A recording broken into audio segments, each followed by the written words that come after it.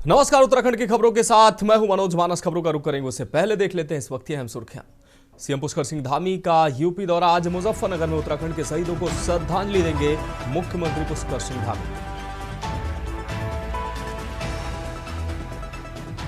CM Dhami ने दी UK SSC paper leak मामले में सीबीआई जांच की अनुमति, कहा निष्पक्षता से होगी जांच।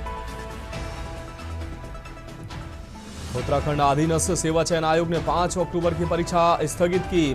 12 को होने वाली परीक्षा पर भी संशय बरकरार। आज आधी रात से 17 दिन तक बंद रहेगी ऊपरी गंग नहर। केवल गंगा आरती के लिए छोड़ा जाएगा जल। 52 निकायों में 115 अर्बन आयुष्मान आरोग्य मंदिर शुरू। सीएम ने 15,600 नए आवासों का लोकार्पण भी किया।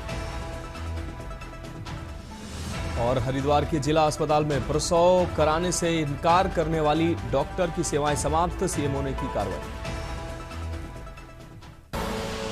आप देख रहे हैं के न्यूज, खबरों का सारथी। और अब खबरें विस्तार से। अहम खबर से बुलेटिन की शुरुआत करेंगे। पूरे देश में आज विजयादशमी का त्योहार हर्षोल्लास के साथ मनाया जा रहा है। वहीं राजधानी देहरादून के परेड ग्राउंड में भी रावण का 121 फीट का पुतला बनाया गया है। विजयादशमी के मौके पर आज मुख्यमंत्री पुष्कर सिंह धामी ने सभी प्रदेशवासियों को शुभकामनाएं दी और साथ ही कहा, हमें हमेशा सत्य के मार्ग पर चलना चाहिए और असत्य को त्यागना चाहिए। आज विजयादशमी का पर्व भी है। मैं विजयादशमी पर्व की सभी को बधाई देता हूँ, शुभकामनाएं देता हूँ। अधर्म पर धर्म की जीत के रूप में, अन्याय पर न्याय की जीत के रूप में प्रत्येक वर्ष हम विजयादशमी मनाते हैं। हमारे अंदर कहीं भी जो भी इस प्रकार की खराबियां हैं, कमियां हैं, उन सभी को आज का दिन विस्मृत करने का, छोड़ने का दिन भी है। मैं सभी को विजयादशमी की बधाई देता हूं। और आज महात्मा गांधी जी की जयंती भी है, लाल बहादुर शास्त्री जी की जयंती है। उन दोनों महापुरुषों को नमन करता हूँ। बढ़ेंगे अगली खबर की। और उत्तर प्रदेश के मुजफ्फरनगर स्थित रामपुर तिराहा पर मुख्यमंत्री पुष्कर सिंह धामी उत्तराखंड आंदोलन के शहीदों को श्रद्धांजलि देने पहुंचे। मुख्यमंत्री ने शहीद स्मारक पर पुष्प अर्पित कर आंदोलनकारियों को नमन किया। इस मौके पर पूर्व केंद्रीय मंत्री संजय बालियान, उत्तराखंड के पर्यटन मंत्री सतपाल महाराज रुड़की और कानपुर के विधायक भी मौजूद रहे। सभी ने एक स्वर में उत्तराखंड राज्य आंदोलन के बलिदानियों को याद करते हुए उन्हें श्रद्धा सुमन अर्पित किए। मुख्यमंत्री धामी ने कहा कि उत्तराखंड राज्य की नींव इन शहीदों के संघर्ष और बलिदान पर टिकी है और सरकार उनके सपनों का उत्तराखंड बनाने के लिए प्रतिबद्ध है। मौके पर सुरक्षा के पुख्ता इंतजाम किए गए थे और स्थानीय लोगों की भी बड़ी संख्या में उपस्थिति रही।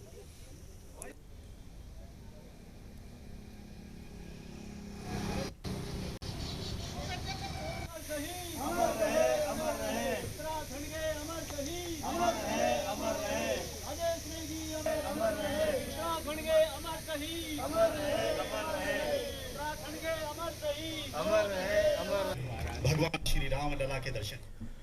अब बढ़ेंगे अगली खबर की ओर। खबर रुद्रप्रयाग से, जहां दशहरे के पावन अवसर पर द्वितीय केदार मदमहेश्वर धाम और तृतीय केदार तुंगनाथ धाम के शीतकालीन कपाट बंद होने की तिथियां तय कर दी गई हैं। पंचांग गणना के अनुसार मदमहेश्वर धाम के कपाट 18 नवंबर को बंद होंगे, जबकि तुंगनाथ धाम के कपाट 6 नवंबर से शीतकालीन बंदी में चले जाएंगे। मदमहेश्वर धाम की चल विग्रह डोली 18 नवंबर के बाद श्रद्धालुओं को आशीर्वाद देती हुई 21 नवंबर को ओंकारेश्वर मंदिर में शीतकालीन गद्दी पर विराजमान होगी। वहीं तुंगनाथ धाम की उत्सव डोली 6 नवंबर के बाद विभिन्न पड़ावों से होते हुए 8 नवंबर को मक्कू मठ पहुंचेगी, जहां बाबा तुंगनाथ की शीतकालीन गद्दी विराजमान होगी। इस दौरान दोनों धामों के बाबा करीब 6 महीने तक अपने शीतकालीन गद्दी स्थल पर ही भक्तों को दर्शन देंगे। श्रद्धालुओं के लिए यह यात्रा अब शीतकालीन विराम की ओर बढ़ रही है, लेकिन आस्था का प्रवाह बना रहेगा।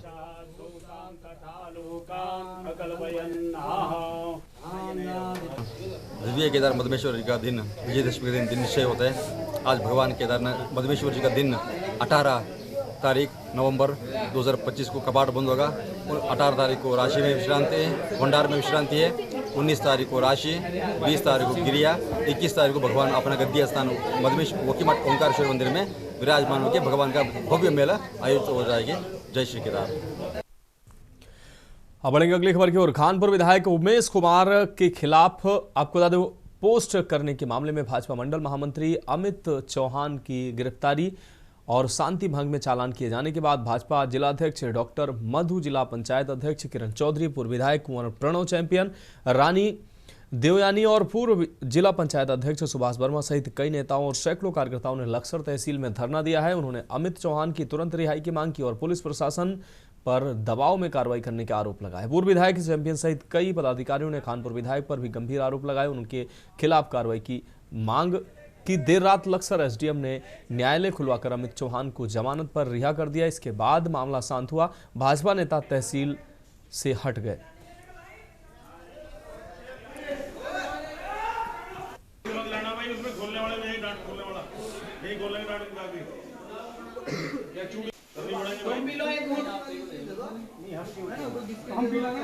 इसमें क्या दिक्कत है? घर का ही तो है। अरे भाई पहले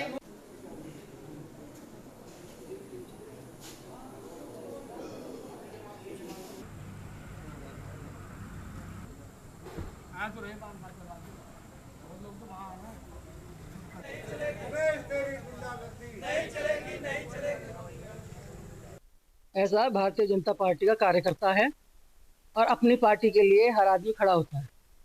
मैं हमारी क्षेत्र का, हमारे भारतीय जनता पार्टी के खानपुर मंडल का महामंत्री है। उसने अगर किसी के खिलाफ कोई पोस्ट करी तो उसको उठा लिया गया। और जहां तक मैंने देखा है कि दूसरे पक्ष के लोग बड़े बड़े लीडर्स के लिए, बड़े बड़े सम्मानित लोगों के लिए अपशब्दों का इस्तेमाल करते हैं, अभद्र भाषा का प्रयोग किया जाता है। उनके लिए कोई भी प्रयास पुलिस के द्वारा ना उनको उठाया जाता है, ना उन पर कोई धारा लगाई जाती है। हमारी मांग कोई ऐसी नाजायज मांग नहीं है। हमारा एक कार्यकर्ता फेसबुक पे, आप भी देखते होंगे, चलते हैं उस फेसबुक पे, मतलब कुछ फेसबुक पे पोस्ट डली, कुछ दिनों पहले वो पोस्ट पुलिस द्वारा डिलीट कराई गई, उससे सॉरी बुलवाया गया, बात खत्म हो जानी चाहिए थी। लेकिन हमें नहीं समझ आ रही कि ऐसा उस लड़के से क्या दुश्मनी है कि आज उसे अचानक घर से उठा के लाए। भारतवर्ष में फ्रीडम ऑफ स्पीच एक नियम बना हुआ है, कानून। वो खाली प्रेस के लिए नहीं है, वो भारत के हर 140 करोड़ नागरिक के लिए। जब कोई अपनी ओर से व्यक्ति बदजुबानी करता हो, दूसरों को अपमान करता हो, बगैर बात समाज में गलत अवधारणा फैलाता हो, उसका तो पुलिस प्रशासन ने कुछ किया नहीं। और हमारी भारतीय जनता पार्टी के एक मंडल महामंत्री हैं, उन्होंने पोस्ट क्या शेयर कर ली तो 7वां आसमान सर पे उठा लिया। ये यहां नहीं चलेगा। दीगर बात है कि भारतीय जनता पार्टी सत्ता में है, भारतीय जनता पार्टी के मंत्री, मुख्यमंत्री, पदाधिकारी भी हैं संगठन के, लेकिन फिर भी एक कार्यकर्ता का अपमान हो रहा है तो क्षेत्र से लोग आए, इसमें खाली बीजेपी नहीं बल्कि और दलों के लोग भी हैं। लेकिन जिस तरह से उमेश विधायक ने हमारे महामंत्री पर ऐसा कार्य किया, कल से अपने मैं पार्टी कार्यकर्ताओं को कहूंगा कि जहां उमेश जाए पत्थर मारो इस पर, जितना मुकदमा दर्ज कराना हम दर्ज करवाएंगे अपना मुकदमा। कल से हम इस पर हर गली में, हर मोड़ पर पत्थर मिलेंगे। मैं सरकार से भी निवेदन करूंगा कि सरकार हमारा साथ देती है, ठीक है, नहीं तो हम इस पर आज के बाद मंडल पदाधिकारी होने नाते मैं कल से उमेश के ऊपर पथराव करूंगा खुद। अभी तक तो उसने किया था, आज के बाद हमने कानूनी हाथ नहीं था क्योंकि हमारी सरकार है। लेकिन जिस तरह से उमेश यहाँ अपनी गुंडागर्दी अपने दिखा रहा है, अगर 151 में चालान होता है किसी भी व्यक्ति का, क्या उसको आप जेल भेजोगे? प्रावधान है, एसडीएम साहब आएंगे, उसको जमानत देंगे। और पिछले 3 बजे से हम एसडीएम साहब से संपर्क में हैं, हमारे पार्टी के बड़े अधिकारी संपर्क में हैं, हमारे माननीय विधायक जी चैंपियन साहब संपर्क में हैं और किरण चौधरी जी संपर्क में। क्या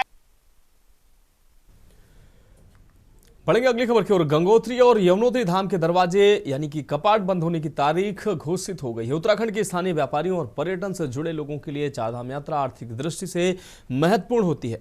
होटल, ढाबे, परिवहन सेवाएं और स्थानीय दस्तकारी के व्यवसाय में भी इस दौरान तेजी आती है। शीतकालीन के लिए 22 अक्टूबर को गंगोत्री धाम और 23 अक्टूबर को यमुनोत्री धाम के दरवाजे यानी कि कपाट बंद होंगे। अन्नकूट पर्व पर अभिजीत मुहूर्त में सुबह 11:36 पर विधि विधान के साथ गंगोत्री धाम के कपाट बंद होंगे। शीतकालीन में मुखवा गांव में मां गंगा के दर्शन होंगे। इस साल चारधाम की यात्रा समेत हेमकुंड, गंगोत्री और यमुनोत्री की यात्रा 30 अप्रैल से शुरू हुई थी। 2 मई को केदारनाथ और 4 मई को बद्रीनाथ धाम की यात्रा शुरू हुई थी।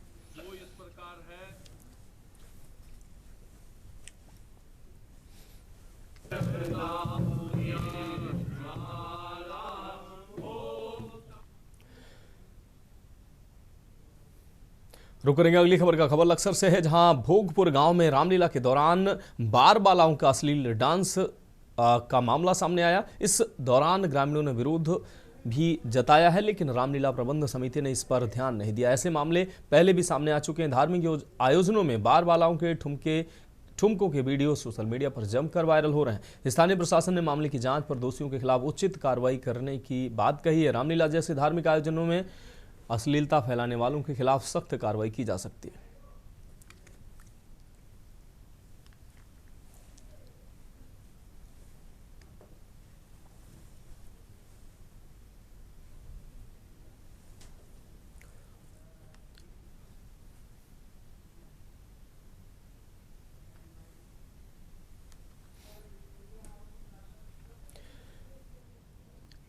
बढ़ेंगे अगली खबर की ओर। खबर डोईवाला से, जहां भोगपुर में आपको बता दें, रखवाल गांव निवासी संजय रावत की शादी इन दिनों चर्चा का विषय बनी हुई है। आपको बता दें, इसका मुख्य कारण उनका नशा मुक्त विवाह समारोह। ग्राम प्रधान विवेक रावत के नेतृत्व में रखवाल गांव में चलाए जा रहे नशा मुक्ति गांव अभियान के तहत ये निर्णय लिया गया है। गांव में होने वाले विवाह समारोह में कॉकटेल पार्टियों पर पूर्ण रूप से रोक लगाई जाएगी और यही कदम अब लोगों के लिए प्रेरणा बन गया। ग्राम प्रधान विवेक रावत द्वारा संजय को साल ओढ़ाकर सम्मानित भी किया गया।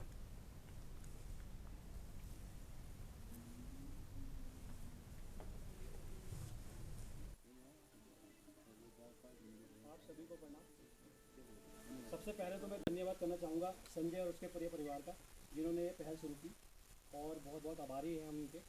और चुनाव से पहले हमने भी एक घोषणा पत्र निकाला था अपने गड़ूल में, तो उसमें भी हमारा ये था नशे के उसमें था हमारा कि जो शादी में हमें कॉकटेल वगैरह होती है ना, तो हमारे जो परिवार जो है इस चीज़ को बंद करेगा, उसको हम 51,000 रुपये की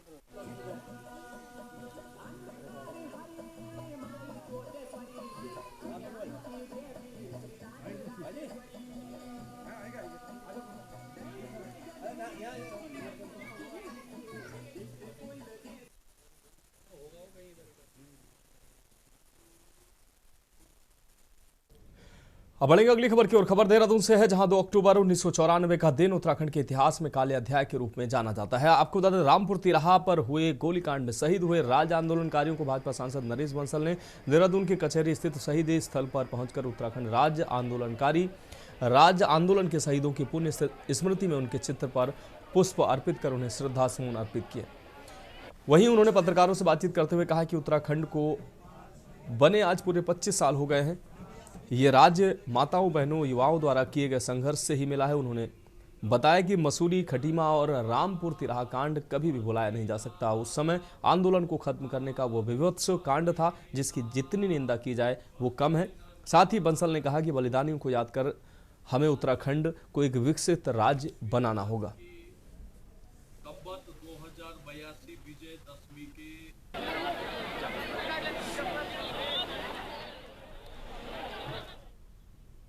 फिलहाल खबरों में वक्त एक ब्रेक का, जल्द हाजिर होंगे।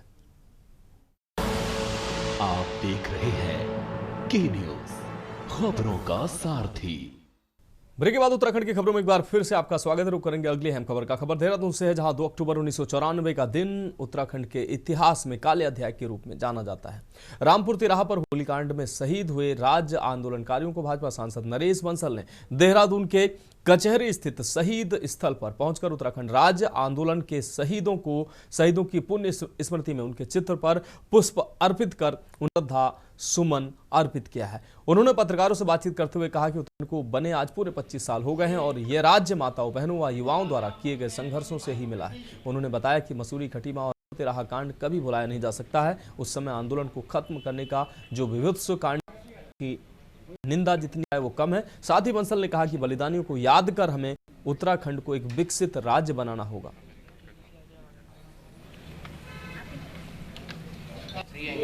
उत्तराखंड को बने आज 25 वर्ष हो गए हैं। युवा राज्य है, लेकिन ये राज्य हमको माताओं, बहनों के संघर्ष से, युवाओं के बलिदान से मिला है। मसूरी, खटीमा और रामपुर तिराहा कांड हम कभी जीवन में भूल नहीं सकते। किसी भी आंदोलन को कुचलने का वो एक विभत्स कांड था, जितनी निंदा की जाए कम है। मैं उन सब को नमन करता हूं जो इन कांड में पीड़ित हुए, जिनका बलिदान हुआ, और हम सबका प्रयत्न है सब मिलकर के इसको शांतिपूर्ण और एक विकसित राज्य बनाएं।